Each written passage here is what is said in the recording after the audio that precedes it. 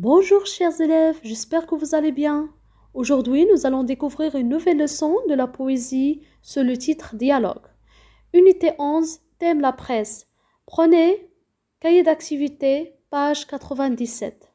Je vais lire, vous faites attention. Dialogue. Je parle miel avec les abeilles. Je parle sève avec les arbres. Je parle pollen avec les fleurs. Je parle terre avec les insectes. Je parle source avec les poissons. Je me tais quand le jour se tait. Au vent, je souffle des histoires. Sur la nuit, j'épingle mes rêves pour qu'ils se confondent aux étoiles. Le poète, le nom du poète, c'est Karl Norak.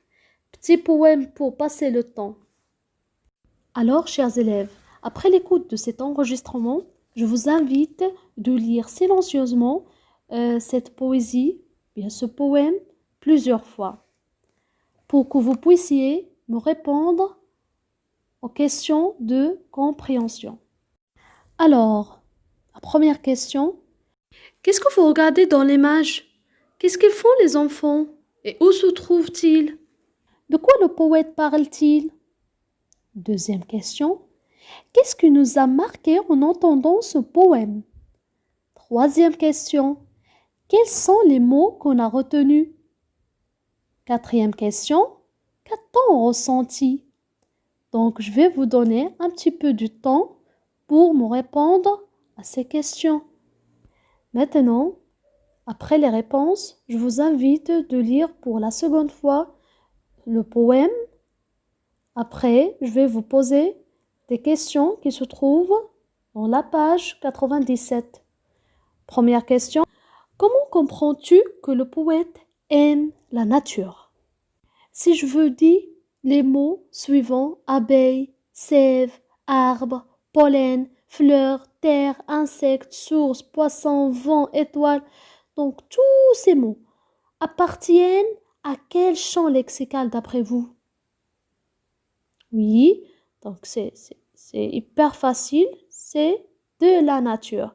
Tous ces mots appartiennent au champ lexical de la nature. Donc le poète ici, il parle à toute la nature. Des animaux, des végétaux, des éléments comme le vent et aussi l'univers car il a dit des étoiles. Il a cité ici des étoiles. Deuxième question. Que penses-tu du titre dialogue? Donc qu'est-ce que ça veut dire dialogue premièrement? Oui, donc nous avons déjà vu que le dialogue, c'est-à-dire la conversation entre deux personnes. Regardez les 5 premiers vers.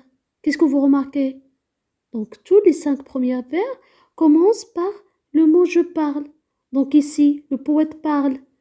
Avec qui? Donc il y a le mot avec, c'est-à-dire qu'il est en train de parler avec une autre personne. Donc il y a un dialogue, puisqu'il y a 5 fois la répétition du verbe je parle, c'est-à-dire il est en train de parler avec plusieurs personnes. C'est pour cela que nous avons nommé le titre dialogue avec S.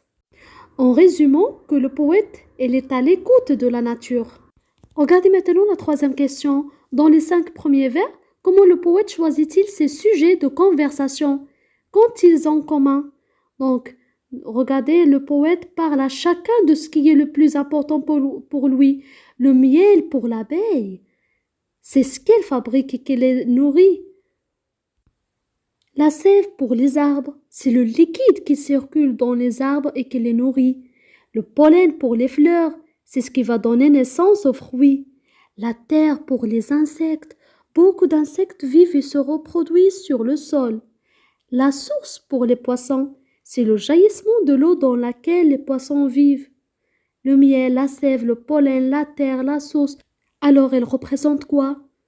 Elles représentent des sources de vie. Maintenant, chers élèves, je vous laisse le temps pour répondre aux autres questions qui restent. Quand le poète se tait, dialogue-t-il encore? Cinquième question, d'après toi, parle-t-il aussi au vent et à la nuit? Et la dernière question, à ton tour, écris 3 vers qui peuvent s'inscrire dans le poème.